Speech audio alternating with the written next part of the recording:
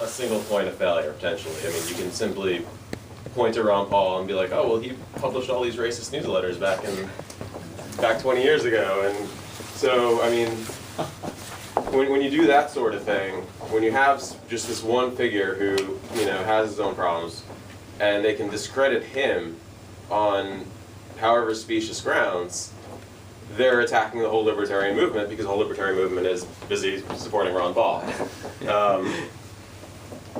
And I think another problem with supporting Ron Paul is that Ron Paul is a politician, and we're an anti-politics movement, or a lot of us are anti-politics.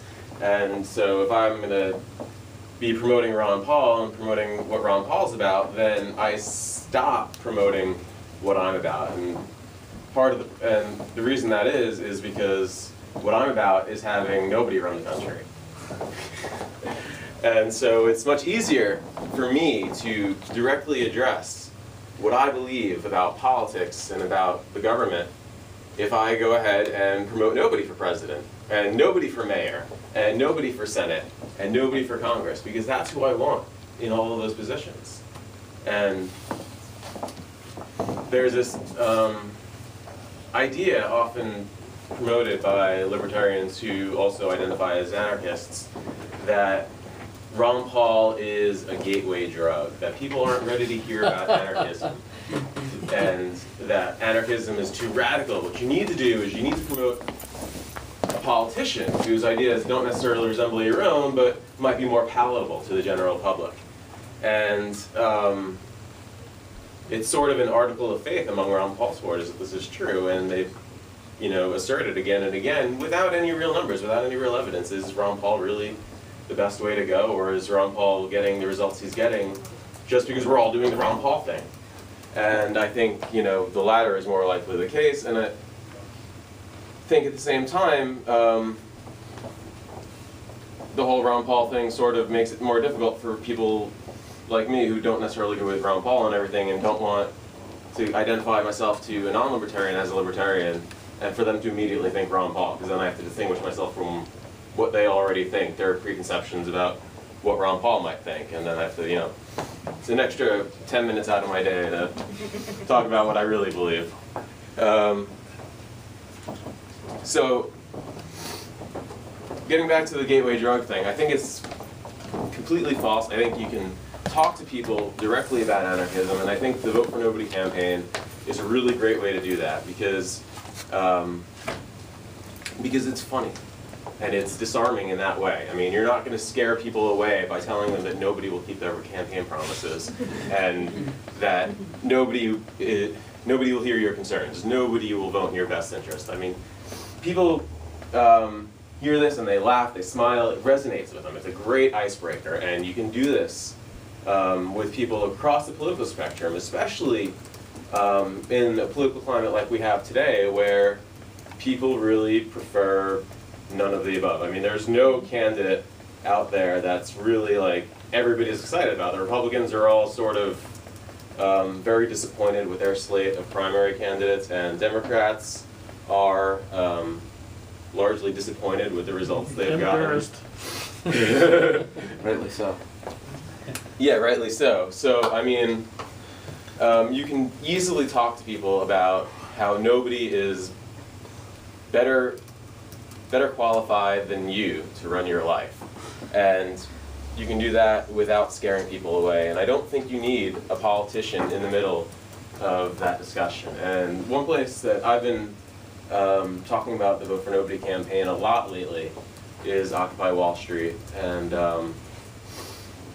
I've been getting really, really great reception there. And that's, you know, a place where people are going because they're disenchanted with what's going on in politics today, and it does have a very large anarchist contingent. So it's, you know, a place where it's already very amenable. But I go to other events that have nothing to do with Occupy Wall Street, and it works just as well there. But so we were supposed to have a talk about Occupy Wall Street today. By my good friend Ethan, who is apparently not here. And so Nick asked me if I would talk about Occupy Wall Street, and I don't want to do that because I don't really like the sound of my own voice. And we've got another occupier here who might be willing to help out. Well, yeah. So I figured we have other people here who have been down to the Occupy Wall Street movement, who have been involved in the Occupy Wall Street movement, who've read about it, who've thought about it. So Matt's been involved in Vermont, and I know. Oakland. Sorry. Occupy Oakland. Occupy Oakland. Awesome. Oakland. We'd love to hear more about that, I'm sure. I know Evan came down and he had a "Grow Vegetables, Not Government" sign that went over really well. Yes. And so my experiences in Occupy Wall Street have been overwhelmingly positive. I've met a lot of really cool anarchists working down there, and I've talked to a lot of statists, a lot of reformist liberals who have, over the last several months, grown more and more radical. A lot of them have become anarchists in the process. And I think it's been a really, really great environment and a really great context to talk to people about the power structures that exist, and about the enclosure of public spaces, and about the way that large institutions have become increasingly have gained increasingly more control over individual lives, and how that has limited our freedom, our opportunity. And Matt, do you have any thoughts on that?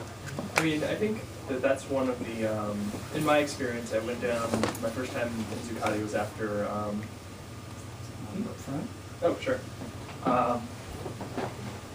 Yeah, my own first experience at Zuccotti was on the 19th, so the Monday after everything kicked off, and it was a really interesting mix of people.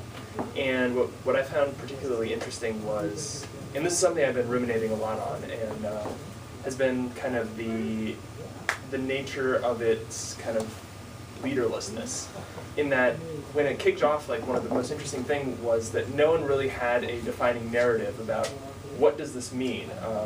Because there's so many movements in, you know, libertarianism, Marxism, all of these different ideologies that have been around for a while, have these very, very well wrought kind of schemas around them, these stereotypes about what that means. And so people can encounter the ideas or counter the identity and never actually encounter the ideas, because they hit the identity and then they are like, okay, I know what that's about, that people who believe this are X, Y, and Z, I am not X, Y, and Z, and therefore I don't engage with the argument. Then, like, with Occupy, and I think the Tea Party was actually another example of this early on, sort of emerged, there was no background, there was no real sort of initially kind of narrative that people could use to simply bypass it. And so there were all of these conversations of people in the milieu who were just talking to each other, who normally would never do so, would never actually hear each other. I'm sure you experience this too, but would never hear